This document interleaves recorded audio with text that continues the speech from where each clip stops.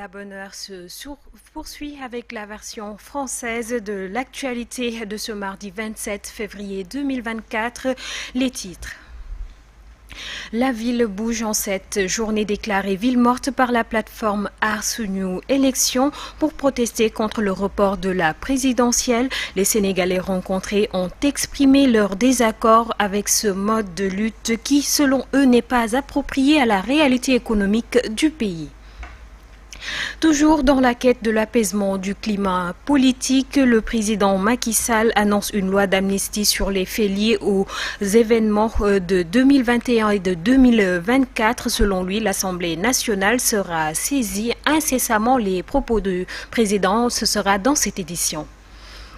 Et puis, qu'est-ce qu'une loi d'amnistie? À qui profite-t-elle? Quelles sont les dispositions qui la prévoient? Notre confrère Sambou Biagir y répondra avec un rappel historique des lois d'amnistie votées au Sénégal depuis l'indépendance. Et puis pendant ce temps, une pénurie de gaz butane est constatée à Dakar depuis quelques semaines. Certains ménages peinent à trouver des solutions, sauf les rares qui ont la chance d'habiter à proximité des dépôts. Les détails, ce sera dans cette édition.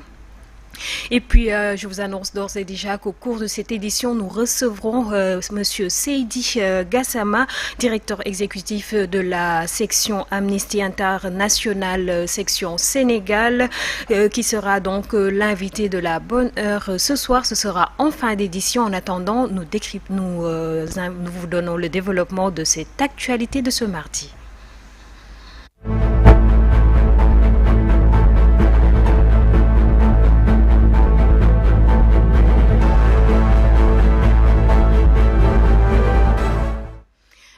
Plaisir de vous retrouver, chers téléspectateurs de la GTV. L'information que nous démarrons ce soir avec la plateforme Arsuniou Élections qui a décrété ce mardi 27 février 2024 une journée ville morte.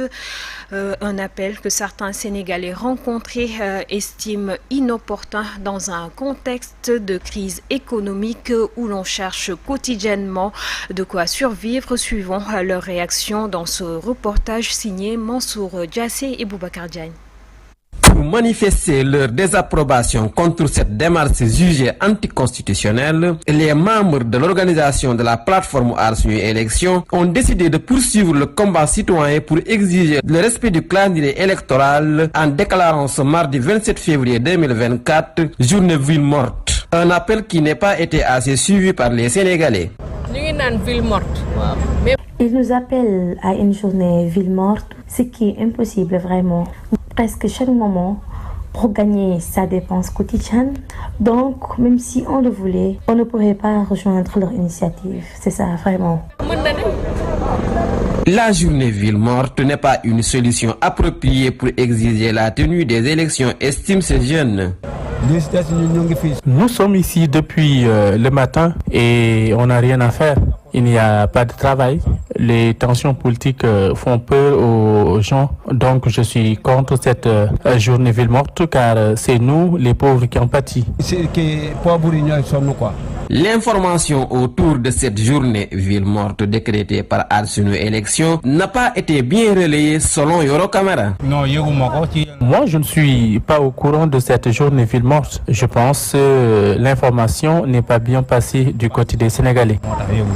Une initiative qui risque d'être lettre morte puisque les Sénégalais n'ont pas été bien informés de cet appel. La grande annonce de la rencontre de Diamniadio est sans nul doute cette loi d'amnistie agitée dernièrement. Le chef de l'État a en effet annoncé sa volonté de saisir l'Assemblée nationale dans les prochains jours dans ce sens. Cette loi va concerner les faits liés aux manifestations de 2021 et de 2024. Suivons ces propos au micro de Ali Mangassa. À cette fin et dans un esprit de réconciliation nationale, je saisirai l'Assemblée nationale dès ce mercredi en Conseil des ministres d'un projet de loi d'amnistie générale sur les faits se rapportant aux manifestations politiques survenues entre 2021 et 2024. Je souhaite, au-delà du souci légitime de justice et de redevabilité, que l'amnistie et le pardon, par leur vertu salutaire pour la nation, nous aident à surmonter ces moments difficiles. En réaction justement à cette déclaration du président de la République, le Forum civil indique qu'il est foncièrement contre le projet de loi d'amnistie du chef de l'État. À travers un communiqué parvenu à la rédaction de la GTV, le Forum civil considère que cette initiative est inappropriée. Elle la considère comme une volonté manifeste d'ensevelir la vérité et la qualifie, je cite, d'absolution, de permis de tuer, de torturer, de saccager des biens, de brimer, de détruire des vies et des familles, de balafrer durablement l'image du Sénégal en consolidant le règne de l'impunité. Et puis le chef de l'État, Macky Sall, toujours arborant la consolidation du dialogue national et l'ouverture politique, va soumettre donc aux députés une loi d'amnistie dès ce mercredi. En effet, l'amnistie est prévue par l'article 67 de la Constitution. Il s'agit d'une mesure générale et collective, contrairement à la grâce présidentielle qui est une mesure individuelle. L'effacement bénéficie à toutes les personnes qui ont commis une ou plusieurs catégories d'infractions. C'est la 4e loi d'amnistie qui sera sur la table des députés. Mamadou Dia fait partie des premiers hommes publics sénégalais à avoir bénéficié d'une telle mesure. Nous faisons le point avec Sambou Biaki. L'amnistie est l'effacement de certaines condamnations qui figurent au casier judiciaire. Cet effacement est décidé par une loi spécialement votée à cet effet par l'Assemblée nationale. Il s'agit d'une mesure générale et collective, contrairement à la grâce présidentielle qui est une mesure individuelle. L'effacement bénéficie à toutes les personnes qui ont commis une ou plusieurs catégories d'infractions. Acte interdit donc par la loi et passible de sanctions pénales visées dans la loi d'amnistie. Si vous faites partie des personnes visées par une loi d'amnistie, vous êtes alors reconnu comme innocent pour les faits qui ont entraîné les condamnations ciblées par la loi. Au Sénégal, l'amnistie est prévue par l'article 67 de la Constitution. Elle s'applique aux faits. En conséquence, si les faits ont été amnistiés avant le déclenchement des poursuites, celles-ci ne pourront plus être engagées. Si l'amnistie intervient après le début des poursuites, celles-ci sont arrêtées. Enfin, si l'amnistie est votée après la condamnation, celle-ci est rétrospectivement effacée.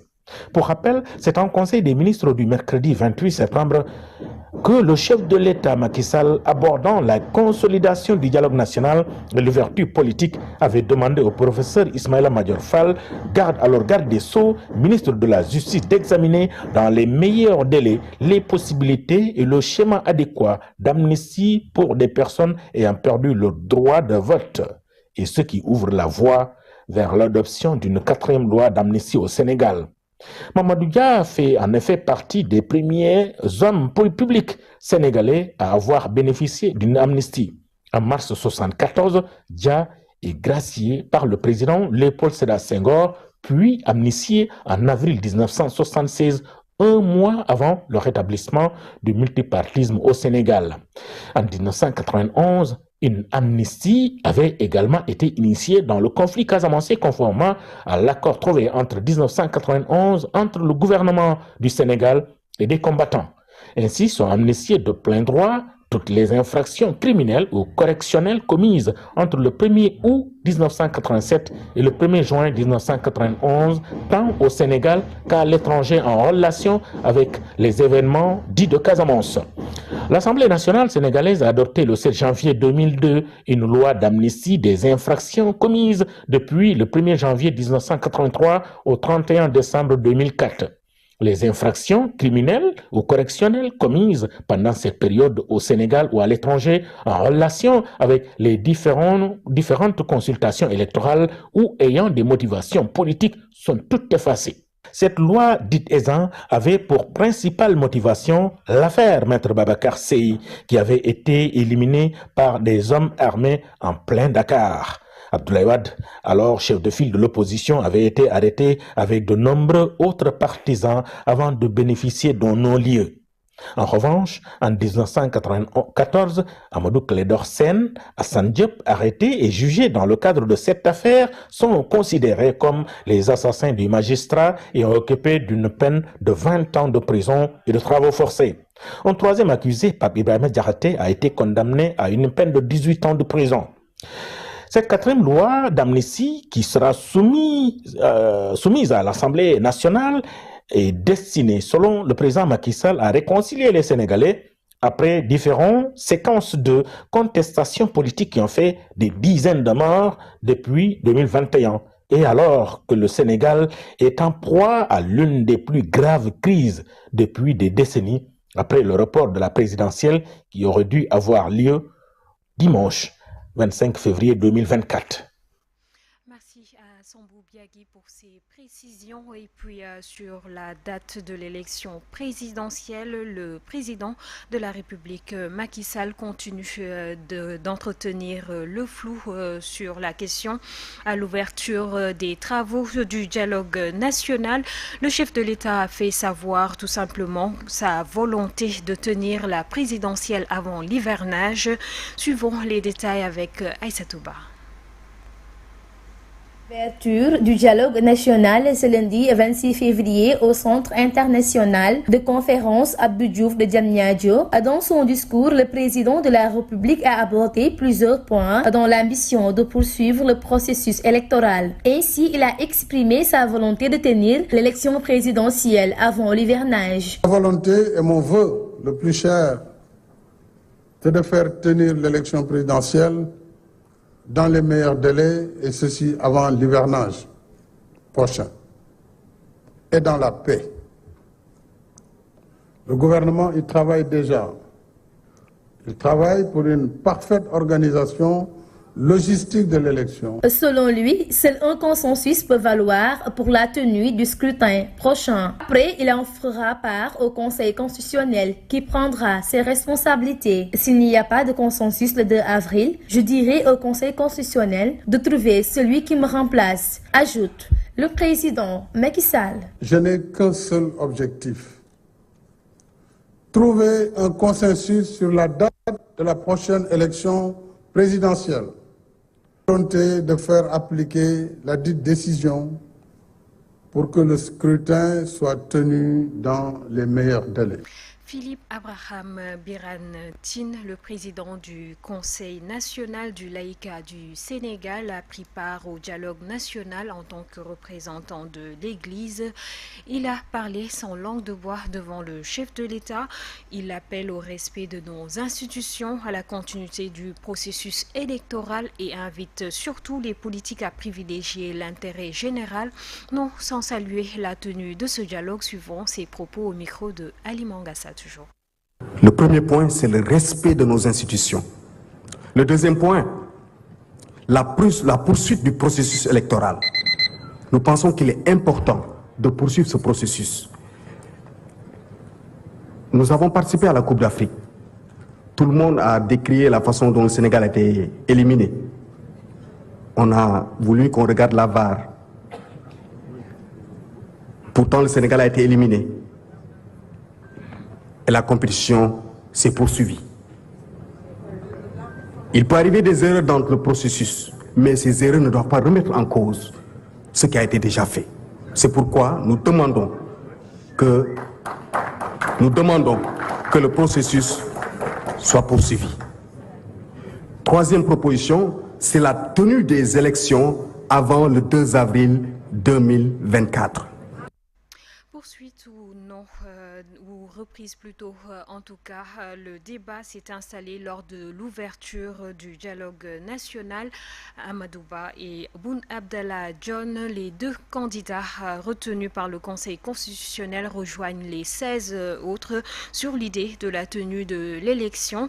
En déphasage avec ces derniers, les candidats recalés, par contre, ou spoliés, demandent la reprise du processus totalement. Plus de détails avec Abdoulaye Dieye. Deux positions, c'est ce qu'on a noté lors de l'ouverture du dialogue national initié par le président de la République, Macky Sall, concernant la date de la présidentielle. Les deux candidats retenus par le Conseil constitutionnel, Amadou Ba et Boun Abdallah Dionne, prônent pour la poursuite du processus et la tenue du scrutin dans les meilleurs délais, comme souhaité par les 7 sages. Ce que les candidats recalés ou spoliés qui étaient présents dans la salle rejettent.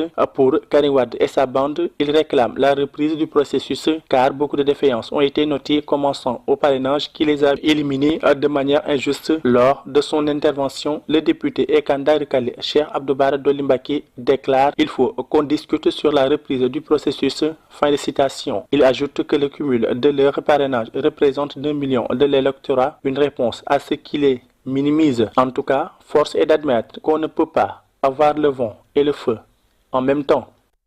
La pertinence du dialogue national en question, le conclave qui se chante actuellement à Diamniadio suscite en tout cas beaucoup de polémiques. Selon certains observateurs avertis de la scène politique, le dialogue est plutôt inopportun et risque de déboucher sur un impossible consensus. Ndella Ndiaye leur a tendu son micro. Qui s'est ouvert à Diamniadio ne semble pas faire l'unanimité. Selon les observateurs avertis de la chose politique du Sénégal, nous ne croyons pas que ce qui se passe à Diamniadio depuis hier soit réellement un dialogue. C'est simplement, monologue entre le président et ses soutiens. Toutes les personnes qui étaient là-bas hier, à l'exception de l'Église catholique et peut-être de certains groupes musulmans, c'était les soutiens de Macky Sall. Puis un impossible consensus semble se dessiner entre les recalés et les candidats retenus par le Conseil constitutionnel quant à la suite du processus. Donc la conception de dialogue de Macky Sall, c'est toujours pour légitimer les décisions qu'il a déjà prises. Chaque fois qu'il convoque un dialogue, c'est parce qu'il a déjà lui-même un projet qu'il veut faire légitimer par le dialogue. Et cette fois-ci, le projet qu'il veut faire légitimer, c'est de reporter les élections après le 2 avril. Et c'est là la classe politique la plus significative, c'est-à-dire les candidats qui avaient été retenus par le Conseil constitutionnel, ont boycotté évidemment ce dialogue-là. La loi d'amnistie vise à effacer ces crimes-là et à faire en sorte comme si ces crimes n'existaient pas. C'est un délit de justice parce qu'il y a des familles qui ont déposé des plaintes par dizaines depuis maintenant 2 ans pour certains. La loi d'amnistie va dénier la justice à ces personnes-là. Une telle loi est une loi scélérate, c'est une loi illégale qui doit être combattue. Et nous allons nous associer avec les députés pour combattre cette loi-là et faire en sorte qu'elle soit évidemment rejetée par le Conseil constitutionnel. Le dialogue national soulève donc beaucoup de polémiques. La question légitime à poser est certainement si finalement la montagne ne va pas se coucher d'un sourire. Wait and see, les prochains jours nous indifféreront certainement. À présent, nous parlons de tout à fait autre chose. Cette pénurie de gaz butane constatée à Dakar depuis quelques semaines, ce qui plonge certains ménages dans le désarroi. Et la situation ne semble pas pour autant préoccuper les autorités. Suivons leur cri du cœur avec Absatou Gano. Depuis un certain temps, on a noté une pénurie de gaz butane dans beaucoup de localités dakaroises. Les ménages semblent payer les frais, car c'est le même son de cloche qui se répète à tout bout de champ. Même pour avoir une bonbonne de gaz, c'est tout à fait un problème, surtout les week-ends. Même les boutiquiers n'ont pas de gaz et c'est extrêmement difficile. Ainsi, elle a occasionné beaucoup de désagréments dans les ménages qui se rabattent sur le charbon de bois par manque de choix. On ne trouve même pas. On est fatigué de chercher le gaz. Qu'est-ce que j'aimerais ajouter seulement? On veut que vous nous aidiez parce que nous sommes fatigués. C'est difficile de cuisiner avec la carbone parce que c'est